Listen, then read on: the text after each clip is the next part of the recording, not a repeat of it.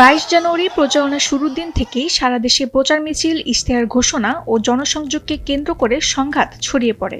বিশেষ করে জানুয়ারির শেষ সপ্তাহে বিএনপি ও জামায়াত ইসলামীর সমর্থকদের মধ্যে দফায় দফায় সংঘর্ষের ঘটনায় জনমনে সৃষ্টি হয়েছে আতঙ্ক।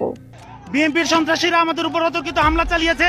রক্তের প্রথম দাগ লাগলো ঢাকার কেরানীগঞ্জে। প্রচারণা শুরু সেই রাতেই নিজ কার্যালয়ের সামনে গুলিবিদ্ধ হন ইউনিয়ন বিএনপির সাধারণ সম্পাদক হাসান মোল্লা। 2 দিন মৃত্যুর সাথে পাঞ্জা লড়ে 24 জানুয়ারি নিভে গিয়েছে তার জীবন প্রদীপ। বিএনপি একে বলছে জামায়াতের পরিকল্পিত হত্যাকাণ্ড। অন্যদিকে 28 জানুয়ারি শেরপুরে ইশতেহার পাঠের অনুষ্ঠানে বিএনপি জামায়াত কর্মীদের মধ্যে বাধে রক্তক্ষয়ী সংঘর্ষ। সেই তাণ্ডবে প্রাণ হারান উপজেলা জামায়াতের সাধারণ সম্পাদক মাওলানা রেজাউল করিম।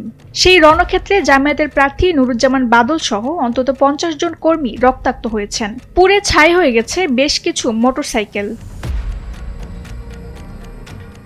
দেশের প্রায় ৭৯টি সংসদীয় আসনে বিএনপি মনোনীত প্রার্থীর বিরুদ্ধে দাঁড়িয়েছেন 92 জন বিদ্রোহী প্রার্থী। এই বিদ্রোহের জেরে টাঙ্গাইল সহ 4টি জেলায় একদিনেই রক্তাক্ত হয়েছেন 100 জনেরও বেশি কর্মী। টাঙ্গাইলে দলীয় নেতাদের পা ভেঙে দেওয়ার হুমকি সাধারণ ভোটারদের মনে তৈরি করেছে এক চরম ত্রাস। গাইবান্ধা 5 আসনের প্রচারণা শুরুর মাত্র 3 দিনে স্বতন্ত্র প্রার্থী নাহিদুজ্জামান নিশাদের সমর্থকদের অন্তত 14টি মোটরসাইকেল আগুনে পোড়ানো হয়। সুনামগঞ্জ 2 আসনে জামাত প্রার্থীর প্রচার গাড়িতে চলেছে বর্বর হামলা। ভোলার চরফ্যাশনে জামাত সমর্থকদের হাতে প্রার্থীর মেয়ে লাঞ্ছিত হওয়ার অভিযোগ উঠেছে। আবার চাঁপাইনবাবগঞ্জে জামায়াত নেতাকে মারধরের দায়ে খোদ বিএনপি প্রার্থীর ছেলের বিরুদ্ধে শোকজ জারি করেছে নির্বাচনী অনুসন্ধান কমিটি। এদিকে অপারেশন ডেভিল হান্ট ফেজ 2-তে 22,464 জনকে গ্রেফতার ও বিপুল অস্ত্র উদ্ধার হলেও মাঠের উত্তাপ কমাতে ব্যর্থ হয়েছে প্রশাসন, এমন অভিযোগ উঠেছে।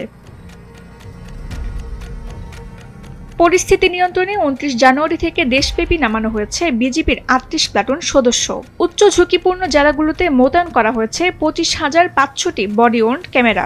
মার্কিন দূতাবাস থেকে 30 জানুয়ারি সকালে জারি করা হয়েছে উচ্চ পর্যায়ের নিরাপত্তা সতর্কতা। পরামর্শ দেওয়া হয়েছে নির্বাচনী এলাকা এড়িয়ে চলার।